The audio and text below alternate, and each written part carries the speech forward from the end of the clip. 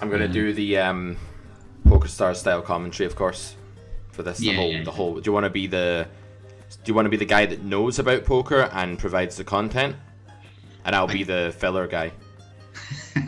I think it's definitely better the other way around. Picks up pocket jacks in the big blind. This guy's raised my blind. I'm definitely more of the Joe Stapleton.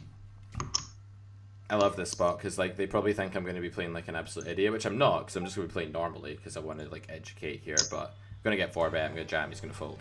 I've got jacks, by the way, Sam. Got jacks. Oh, he's called. Oh, what a flop. This is going to be a big bet with a lot of my range board. Bam. It's not that big. It's 60% pot I play in this spot. Okay, yeah. Nice. This is 25 NL, boys and girls, by the way, if you're watching this. This is going to be a triple. This hand is going to be a full frequency turn bet on the 8. Pretty decent card for my range, unless he's got pocket 8s, in which case, fuck him. Alright, we're going to bet a tank. We're going to tank. He's taking his time. Goes for the bet. Value bet by the carrot man with the jacks. James is saying, where's the stream? Are we definitely on? Yeah, there's a delay though, right? So it's not going to come on until the delay is done. Okay, sorry I interrupted your... Gets a fold. Oh, yeah. What did he have? Good bet. Got the fold, good bet. Should just show one. It really is. It's so high that it might as well be a premium. Like, I get excited by it. Yeah, it may as well be pure. The Queen 9. One of those hands that's call Levy is just slightly too bad. So James 3-bets me quite small here for a big blind 3-bet range, Sam, would you not think? Like, quite a small sizing. I would, if I didn't know this person, I would insta-tag fish. Yeah, me too. I'm going to call pure with 8. I could maybe 4-bet. I don't think 4-bet's the thing here. Maybe it's a trace. You know the pre-flop stuff. You're like a pre-flop magician. Oh, thank you. I'd like to point out that Sam's head isn't actually shaped like that. I elongated him for the sake of him fitting in that box. So Such a horrible thing to hear. I can't find you on I can't find the stream yet on Twitch. Oh, hang on, here we go. Should be live, yeah. Okay, Yeah. so with the 8s here, we have a diamond in our hand, which is neither here nor there on this board. He should be betting really often. I think if he's constructing his big blind range properly here, I have a pure defend against half pot with 8s, so we are going to call. This is probably the worst run out possible for my hand, but quite a good run out for my range. On this card, when he checks, I think we're quite far up. The thing is that we have a lot of other pairs here that we could turn into bluffs. Do we want... We have rolled an 88 though, and we do have a spade, so for that reason, I am actually going to... Am I going to start bluffing? I have like king, queen. I don't have that many... Yeah, I'm going to go ahead and do this and actually start bluffing with the 8s here. I don't expect this to be a massively high frequency play in equilibrium actually, but it should be fine. Yeah, okay, this is a really unfortunate kind of run out actually.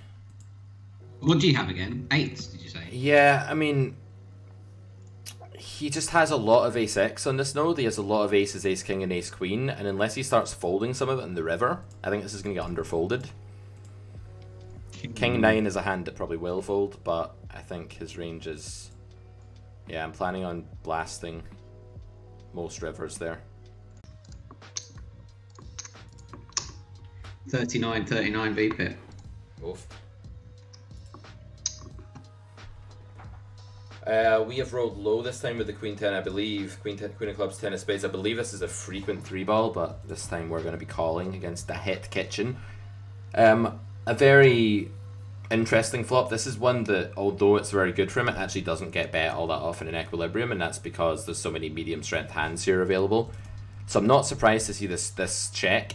My hand is, of course, like Queen 10, Sam, with the 10 of spades, the Tay of spades, is of course going to be a very frequent big bet here, and I will not really be small betting this spot. I'll just be polarizing. I do sometimes have the nuts when I check back, not very often, but this is one of those times. We do have the nuts here. I mean, it's almost... Oh, sorry, go on now. No, it's cool, I don't have much. I was going to say, I'll never not be excited when hand hits. I've decided just to smooth call, because against this overbet, I'm not really going to be doing a lot of raising. I have a spade as well, which means it's even less raising with this combo. River's kind of interesting. I think against the overbet here, we just call. Like, there's obviously boats now and whenever folding, so easy call down. He has jacks, nice. 4-ball here, cold. The 4-ball. The 4-ball. It's King Jack suited is actually one of the better blocker hands. I believe that people 3-bet fold more Queen X in this spot than they do Jack X. So unblocking the Queen here, unblocking the Jack is actually a decent thing. And the King is kind of the most premium blocker you can actually have in this spot. So this hand is actually one of the best hands to go into this range. If villain shoves, we have a very easy fold. If villain calls, we'll play poker, folks. Gets him through. We have a hand that's mostly call, I believe. I think this one's a bit good to do a ton of raising with. I like blind to get versus blind. So, if you have a hand that sometimes raises, I think it sometimes raises. I'm a bit rusty on this part of the game tree, though. is it King 10 off? No, I think that raises more than my hand, actually. I have a pure continue on this flop, and I have a little tiny shred of raise with this hand on this flop. And I've rolled that raise. So it's some kind of backdoor. A little bit of raise with it, not much at all. I did roll a 96. I don't think I get to do this often. Is it 8-7 of clubs? No, it's 4-5 of hearts. We're not going to cheat in real time, though. James is opening 3.6x. His sizings are all over the shop. Yeah, he's probably coaxed by one of these fucking stables. It's like, oh, we found over 14,000 hands that someone made more EVs by EV all in by going 3.6. So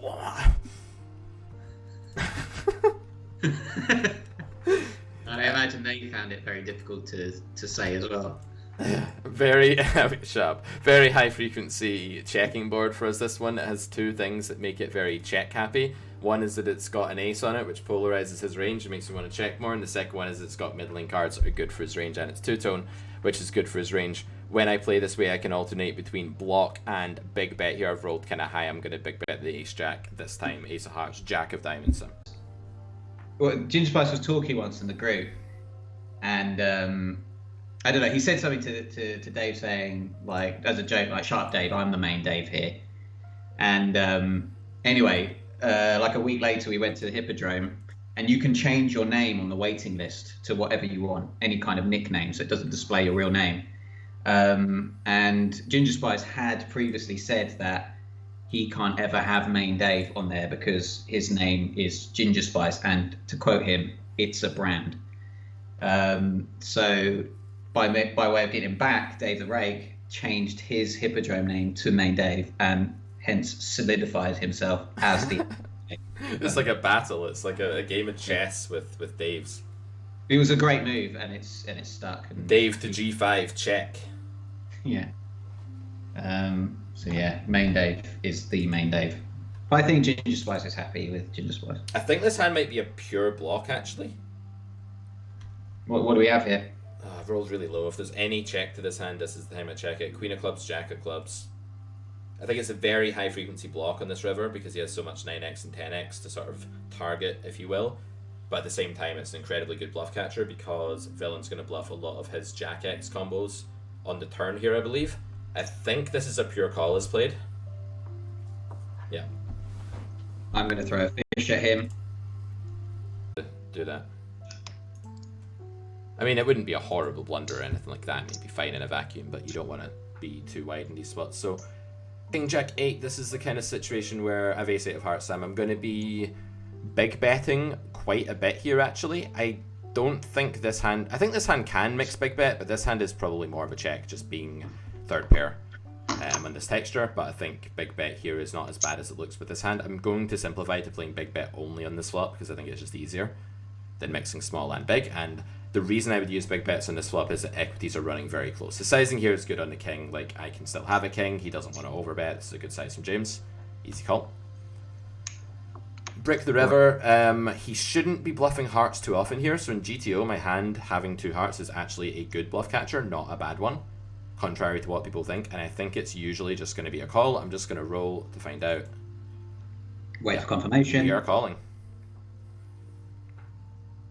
With the 3-7 of diamonds turn lead, he is overbluffing. We can say. I can't. I don't have the thingies enabled. No, I've done that for you.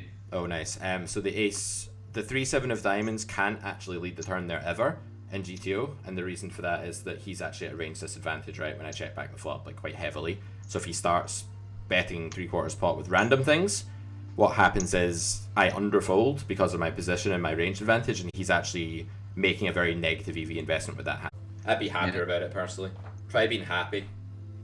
It's been like, yeah, fuck it, I call, fuck up, he's probably bluffing. Try that. I can't remember the last time I was happy. Brutal. Tragic. We opened Jack 10 of spades, we got 2 callers, we rolled relatively high. I want to mix here. I do a little bit of betting in this spot for sure, and I'll third pot when I do bet. It's going to be very difficult for the big blind to play well here, given that the button was sharing some of the MDF, if that makes sense. So he's sharing that minimum defense frequency a bit, so it's like, how wide does he have to call now? It's just not the same, right? He has to make a lot more folds than normal. So, weird spot. I'm going to 3-bet you, Sam, I think. Yeah. I have aces, so. Are you going to make a live read? That's the question.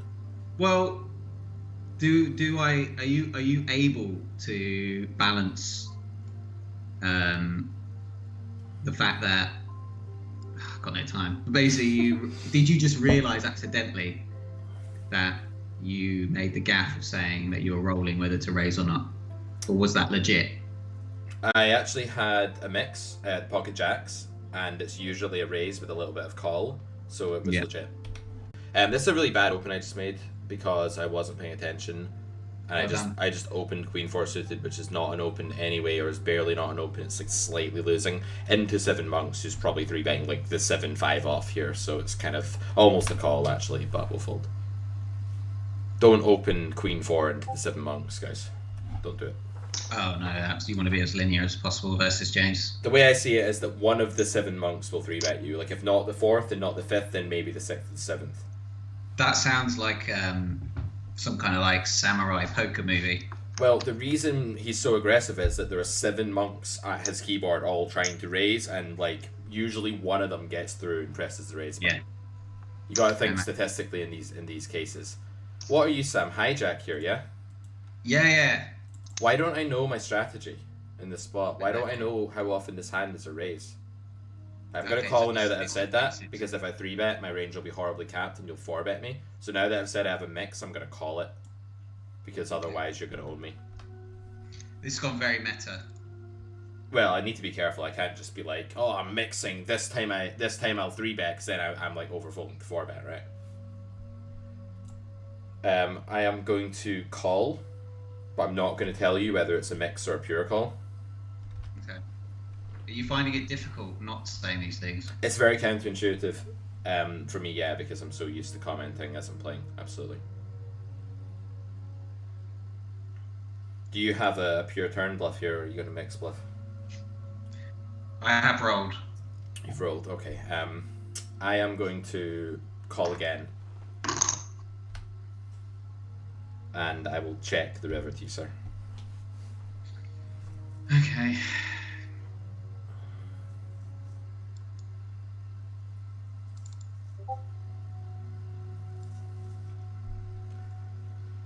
Well, I'm pretty sure this is a 100% call because I have the jacks. No, is it? Is it? You have jacks. I have a jack.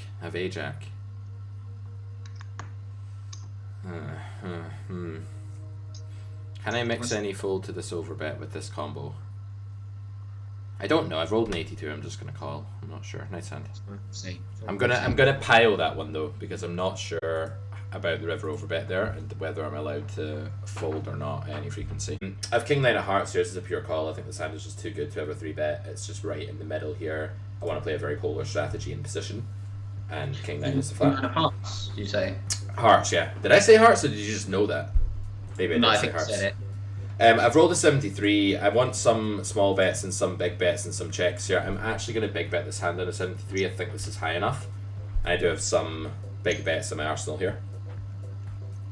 He should check this board very, very often. He should protect this checking range. Now with the 9 on the turn, I think there's no argument here. It's just going to be a check. I have showdown value. I beat low pairs. I beat ace, king, ace, queen. I beat at 7. I beat an 8. I could maybe bluff catch river. It's total middle of my range, so whenever betting. pretty bad river, in the sense that we'll win less often. Now, for him to be bluffing here, he's going to have to get... Well, he can have ace-king. I think with the king is bad here. I don't want to block ace-king here. It's like one of the only hands I could see check-calling flop that doesn't have a pair. He does block, which is a good sizing to use in a spot where it's going to be difficult for him to have enough bluffs. I think I should mix call and fold and raise now, but probably just mostly fold without a spade, and I'm going to just fold here. I mean, maybe I get to call this sometimes in GTO, but I strongly suspect that line Sam on that run out after that filtering away from having air is totally underbluffed. Like, I don't think it's bluffed the 20% of the time it needs to be. Our behavior. That's how I understand it anyway. King 7 of clubs, Sam rolled a call this time.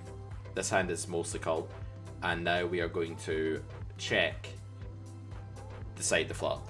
If he bets the third here, I'll do a lot of raising. Against overbet flop, I have not studied this. This is an interesting line on this board. It's definitely a thing that you can do, and I have a pure call, I think, against this. I think I just want to avoid raising too much one pair here, and mainly raise very polar. This is an incredibly good card for my range now, because I polarize, I condense towards having connected with 7-6 deuce, whereas he does not necessarily when he polarizes. And yet he does not relent. No, I roll a 52, I have no heart in my hand. I don't have a lot of jack X here. This hand is like fairly far up my range. I think I still need to call this on a 52, even without a heart, but I'm not 100% sure. I think I do need to call.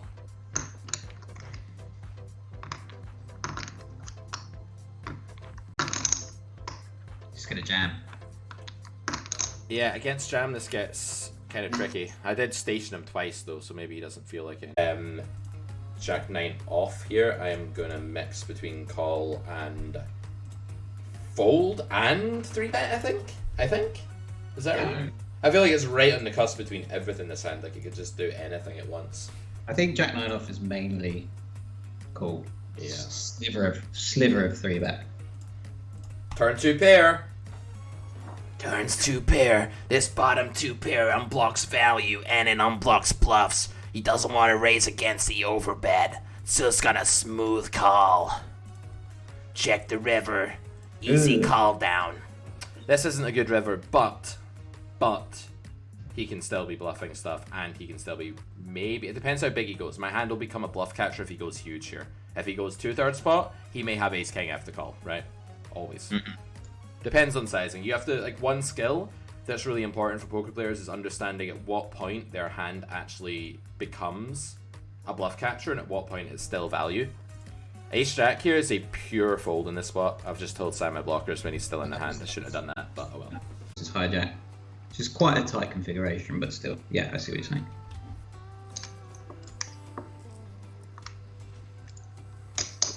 Silence. It's deafening. Check to the aggressor.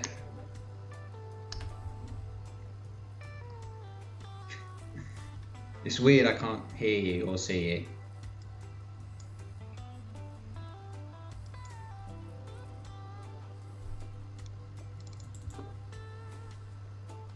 See very silent clicks. Oh wow. Can't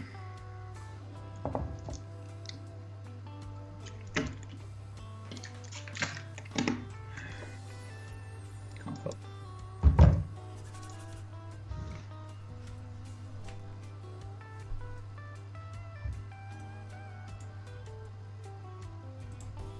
I mean, come on, man. I've got ace jack.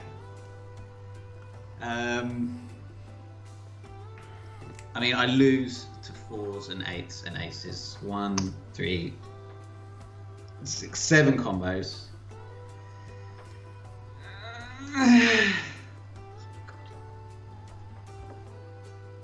Yeah, I was dancing and rubbing my hands with glee the whole time on The more drunk you get, you'll start to care more and more, and that's when you'll cry. Yeah. Sounds likely. Ace King against Tall Matt. He makes the call, top pair in the flop. Roll a 97. We're betting this one, lads. We're betting this time. Tennis Mom 33 has challenged you to a heads-up duel, Sam.